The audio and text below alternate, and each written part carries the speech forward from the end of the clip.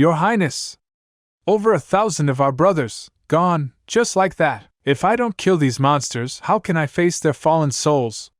Wanchong was filled with grief and rage, his hand gripping the blade trembling uncontrollably. The dead can't be brought back to life. Our brothers have already sacrificed themselves. We can't let you throw your life away too. We must retreat for now. Once we find a solution, we'll avenge them, Li Guanglong urged earnestly. Ordinary soldiers could be replaced, but a battle-hardened and loyal commander like Wanchong was irreplaceable. Losing him would be like losing a limb, something Li Guanglong would not allow. Your Highness, that's an order! Wanchong was about to argue further but was cut off forcefully by Li Guanglong. As the zombie horde pushed closer and closer to the front lines, Li Guanglong grew more anxious. Without giving Wanchong another chance to object, he dragged him aboard a nearby helicopter. With a thunderous roar, the rotors spun to life, wind howled all around them, and the helicopter lifted off swiftly. Just as they took off, a zombie leapt over 7 to 8 meters high, its sharp claws gouging deep scratches into the fuselage. The helicopter rocked violently, scaring Li Guanglong pale, but thankfully the pilot quickly stabilized the aircraft and ascended rapidly, flying off into the distance. The helicopter's speed soon left the zombie army far behind. However, the undead horde did not stop. Zombies needed no sight, no hearing, they hunted anything with a trace of human aura. Meanwhile, in Liang City, compared to Li Guanglong's chaotic retreat, Li Juntang was much more composed and tactical. Instead of engaging the zombie horde head-on, he mobilized his troops to evacuate civilians as quickly as possible. At the same time, he ordered the construction of various fortifications to slow the zombies' advance as much as possible. Li Juntang's plan was simple. If he couldn't solve the crisis himself, he would hold out until someone who could arrive. He believed that the one who had previously wiped out the Red Mist, the peerless expert, would not stand by and do nothing. All he had to do was preserve his forces and wait for rescue. Of course, he had also prepared a last resort.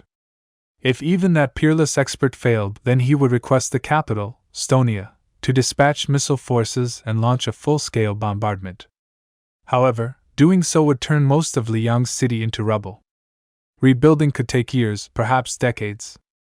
Unless there was absolutely no other choice, they could not afford to use such devastating weapons. The cost was too great. Dawn. In Puching. Thanks to Margaret's arrangements, the entire zombie horde, numbering in the thousands, had been lured into a narrow canyon by a death squad. The canyon was flanked by mountains on both sides, and the middle passage was so narrow that only 3 people could walk through it side by side.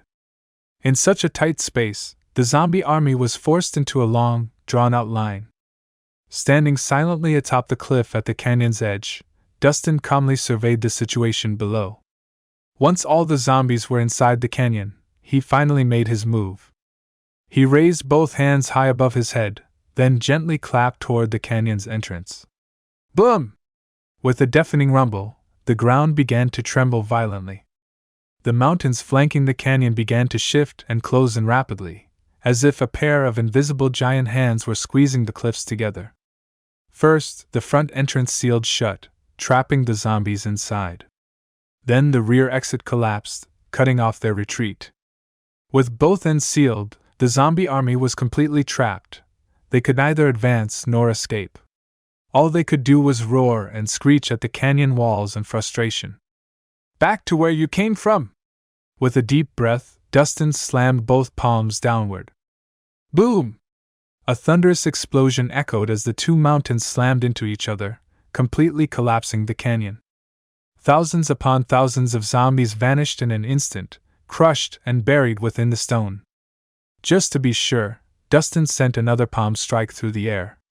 Countless boulders tumbled from the mountain peaks, covering the collapsed canyon and several more layers of debris. In this condition, unless the 2 mountains were completely flattened, those zombies would never see the light of day again. So what if they were immortal? So what if they were sinister and indestructible? Buried beneath a mountain for eternity, they would never rise again. Inside a hovering helicopter above, Margaret and Sulan watched the entire scene unfold with awed silence. Even though they were mentally prepared, Margaret still couldn't hide her astonishment. He moved entire mountains, with just a gesture.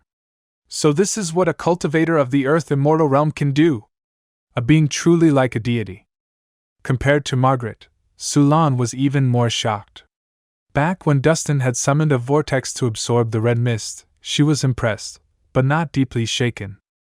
Now, witnessing him move mountains and seal canyons with ease, she finally understood. That white figure standing ahead of them was on a level completely beyond human comprehension. And just can't accept it. This can't be the end yet. You promised to never leave, and now you're gone. Can't believe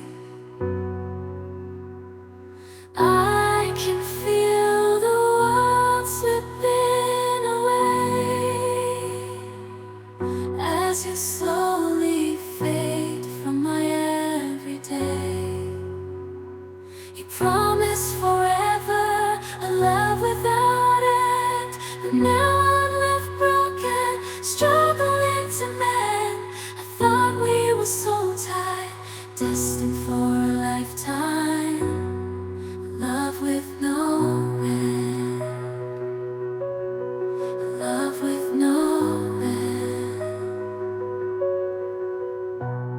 Staying in my imagination, memorizing the past time, the secrets, the love, the care. Now they're echoes in the air. I still see your face in every place, feel your warmth, your gentle grace. But now there's just an empty space, and I'm lost in this endless chase. Keeping you in my heart, a piece of you I'll never let go.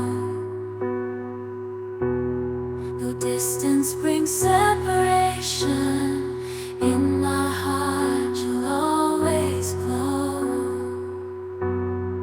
I just can't say goodbye, no matter how hard I try. A bond like ours, so deep and true, will always be if you stay or no. I thought we were so tied, destined for a lifetime, love with no end, love with no